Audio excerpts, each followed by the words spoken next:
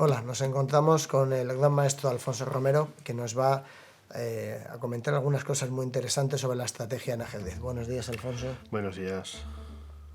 Pues nada, en ese tema pues quería hablar un poquito de un concepto estratégico clave que es la mejora de las piezas y al mismo tiempo cómo situar las piezas de forma que el ataque de un bando crea amenazas muy graves contra el otro bando. En este caso es una posición donde parece que el blanco está un poco mejor porque tiene mucho espacio, tiene un peón N5.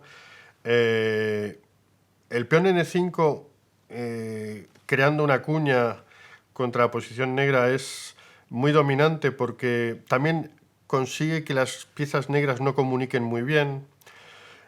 También otro factor curioso es que las negras no tienen buenos defensores.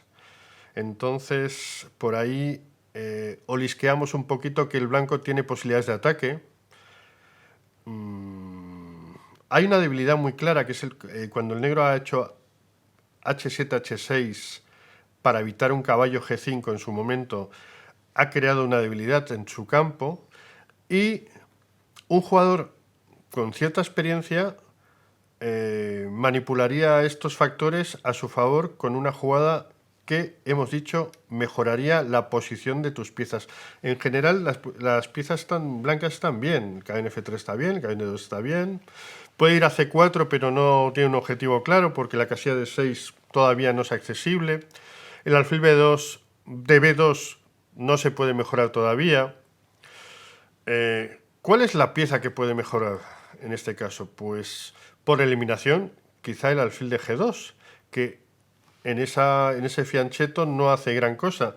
Y esta jugada es la que quiero que veáis y que entendáis cuál es el motivo de la ventajosa perspectiva que tiene el blanco ahora. Porque con este alfil F1 las blancas están creando un tren, se llama esquema tren, cuando el alfil y la dama apuntan hacia un punto complicado para las negras, en este caso H7, ¿no? Crean una batería, pero con la dama delante del alfil.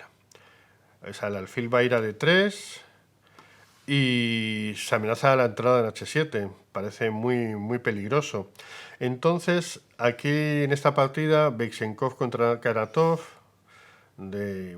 relativamente hace pocos años, el negro ya tomó medidas preventivas como F5, y lo malo es que después de peón por peón, caballo por peón, dama E2, pues se convierte esa posición anterior con un peón N5 consiguiendo espacio en otra posición donde la estructura de peones negras ha quedado pues un poquito deteriorada porque tiene un peón N6 muy débil y la casilla E5 también está débil.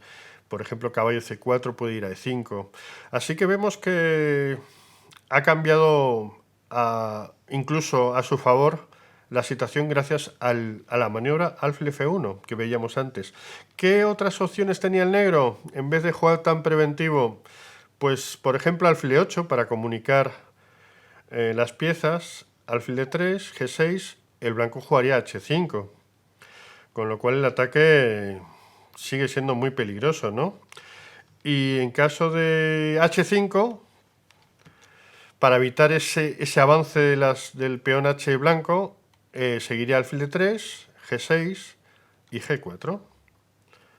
Con lo cual, la mejor jugada sería comer en G4, dama por G4. Parece un poco peligroso para las blancas porque debilita este flanco, ¿no? Pero es que el ataque es tremendo. Amenazas H5, vienen todas las piezas, caballo E4 de pronto, alfil por G6 en un momento dado. Y incluso rey G2, torre H1, quiero decir, hay muchas posibilidades para las blancas y la posición sería tremendamente ventajosa. Pues ya vemos que una jugada silenciosa como alfil F1 te puede dar una ventaja aplastante. Vamos a la siguiente posición. Aquí en esta posición he intentado poner unas piezas muy similares al anterior ejemplo, solo que el peón blanco no está en E5, no está avanzado en quinta, sino en E4. Las piezas blancas están iguales. Las piezas negras, en vez de tener un caballo en D5, porque tenía esa casilla dominada, lo tiene en B6. Y quería ver ahora otro esquema de piezas con la dama por detrás del alfil. Y este esquema se llama batería. En este caso, dama 1 presionando sobre el peón de G7 sería bastante desagradable para las negras.